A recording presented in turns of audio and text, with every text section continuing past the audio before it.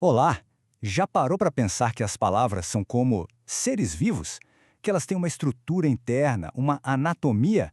Pois é, a gente pode literalmente abrir uma palavra para descobrir do que ela é feita. E é exatamente essa a nossa investigação de hoje. Por trás de cada palavra que a gente usa assim no dia a dia, existe um sistema, uma lógica quase que secreta. Vamos juntos desvendar esse código? E para começar, vamos pegar uma palavra que todo mundo conhece. A nossa cobaia de hoje vai ser essa aqui, entardecer. Vamos dissecar essa palavra peça por peça para entender direitinho como ela foi construída. Pode até parecer uma palavra complexa agora, mas no final tudo vai fazer sentido. Ok, vamos lá. Nosso roteiro é o seguinte. A gente começa com a anatomia geral das palavras, depois passa para os blocos de construção, as fábricas que montam tudo, alguns processos mais criativos e, por fim, o que tudo isso revela sobre o código da nossa língua. Começando pela base, então. Existe um campo inteiro da gramática que se dedica a estudar exatamente essa estrutura interna das palavras. E o nome desse campo é morfologia. Dá para pensar nela como se fosse a biologia da língua, sabe? Ela analisa as menores partezinhas que têm significado, que são os verdadeiros tijolos de tudo que a gente fala e escreve. Certo. Se as palavras são construções, quais seriam os tijolos? Vamos conhecer agora os componentes básicos, os chamados morfemas. O primeiro e mais importante de todos é o radical. Pensa nele como se fosse o coração da palavra, o núcleo de significado que não muda. Olha o exemplo. Em pedra, pedreiro, pedregulho, o radical pedr está sempre lá, carregando a ideia central de pedra. Depois do radical, a gente tem os afixos. Se o radical é o coração, os afixos são as peças que a gente conecta nele para customizar, para criar palavras novinhas em folha a partir da mesma base. E existem dois tipos principais.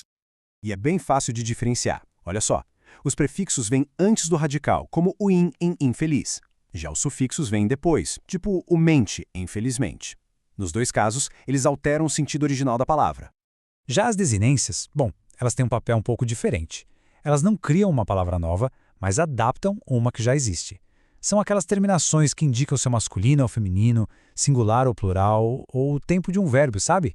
Elas fazem as palavras conversarem com o resto da frase. Esse quadro aqui ajuda a organizar as ideias. Então temos o radical, com o significado central, o afixo, criando palavras novas, a desinência, dando aquela flexionada, e até uns elementos de ligação, tipo esse T em cafeteira, que só aparecem para deixar a pronúncia mais fácil. Ok, já conhecemos as peças. Agora vamos dar uma espiada nas fábricas para ver como essas peças são montadas e formam palavras novinhas. Basicamente, existem duas grandes linhas de produção. A primeira é a derivação. Funciona como se a gente pegasse uma peça e fosse customizando ela, adicionando os extras a um único radical. A segunda é a composição, que é tipo fundir duas peças diferentes para criar algo totalmente novo. E aqui a gente volta para a nossa palavra original.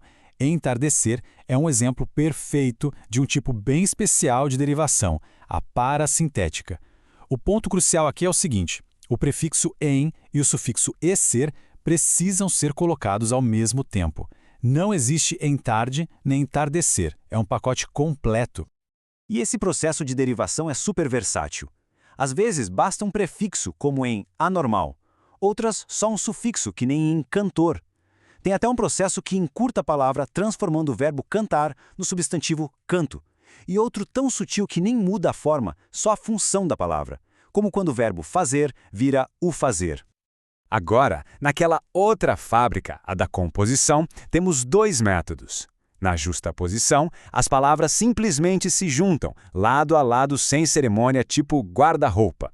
Já na aglutinação, a união é mais intensa e alguns sons acabam se perdendo no processo, como em vinho mais azedo, que se fundem e viram vinagre. Mas além dessas grandes fábricas, a língua tem seus próprios laboratórios de experimentação, com os processos bem criativos, viu? Pois é, a criatividade da língua não para. Existe o hibridismo, que é um verdadeiro crossover de idiomas, juntando o radical grego alto com o latim móvel para criar automóvel. Tem a onomatopeia, que é a tentativa de imitar os sons do mundo em palavras, tipo o tic-tac do relógio. E, claro, a busca pela praticidade com a abreviatura, que transforma a palavra quilômetro no rapidinho km. E assim a gente chega ao final da nossa análise. Mas, afinal, o que essa viagem pela anatomia das palavras nos ensina? A grande conclusão é essa. A língua não é só um dicionário cheio de palavras prontas. É um sistema vivo, um verdadeiro Lego, com peças e regras que permitem criar e recriar significados de um jeito quase infinito. Entender a morfologia é, no fundo, entender como esse sistema funciona. E isso tudo nos deixa com uma pergunta no ar.